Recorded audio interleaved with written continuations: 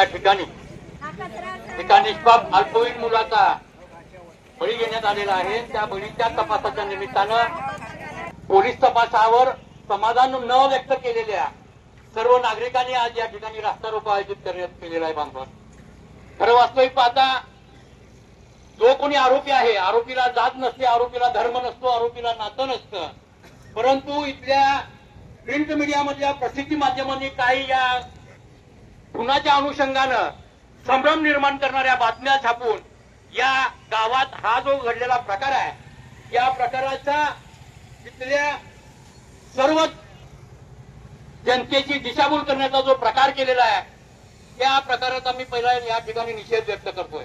बांधवानो, हे सावतामाळ्याचं गाव आहे असं सर्वजण सांगतात। या ठिकाणी यात्रा चालू आहे आणि प्रसिद्धी माध्यम की जे काही प्रसिद्धी माध्यम ठोसपणे या प्रकरणाला न्याय देण्याची भूमिका करतात आणि काही प्रसिद्धी माध्यम या प्रकरणाला दुसऱ्या बाजूने वळवण्याचा प्रयत्न करतात। नेमका याचा हेतू काय? हे प्रसिद्धी माध्यम नेमकं कुणाच्या सांगण्यावरून करताय? हे प्रसिद्धी माध्यम नेमकं कुठल्या पद्धतीनं हे तपास करायला पाहिजे असं सांगतंय? मला या ठिकाणी जाणीवपूर्वक सांगायचं आहे बांधवांनो, हा जो बळी आहे तो एकट्या दुःख्याचं काम नाही आहे। या बळीच्या पाठीमागं या संपूर्ण जिल्ह्यामध्ये अशा पद्धतीनं बळी घेऊन एक दहशत निर्माण करण्याचं काम हे कोणी गुंड करत आहेत का?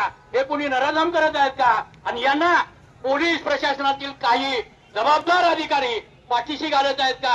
हा आमचा प्रश्न आहे। म्हणून हे प्रकरण या ठिकाणी तपास न करता सीआयडीकडे तपास द्यावा अशी आमची पहिली मागणी आहे बांधवांनो।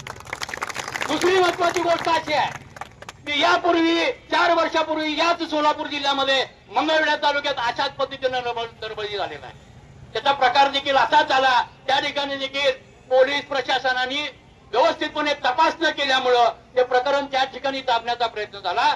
परंतु आता हे प्रकरण दाबायचं नाहीये, हे प्रकरण उचलून धरण्यासाठी या सोलापूर जिल्ह्यातील बहुजन समाजातील सर्व माता भगिनी या ठिकाणी आलेल्या आहेत। हे पोलीस प्रशासनाने लक्षात ठेवलं पाहिजे।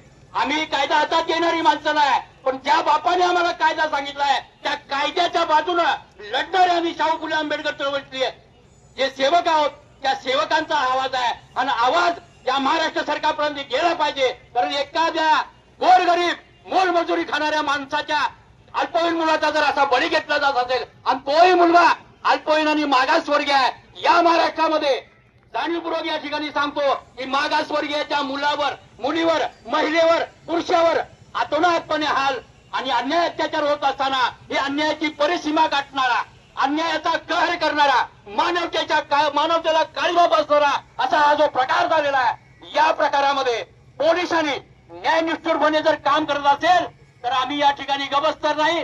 आम्ही याच्याही पुढचं उग्र आंदोलन करू आणि कार्तिक खंडाळे सारख्या असे कितीतरी लोक या महाराष्ट्रामध्ये ज्यांनी अशा घटनेला खत पाणी घातलेलं आहे ते भविष्यात आम्ही उकरून काढण्याचा प्रयत्न करू। एवढंच या ठिकाणी सांगतो। धन्यवाद। जय भीम।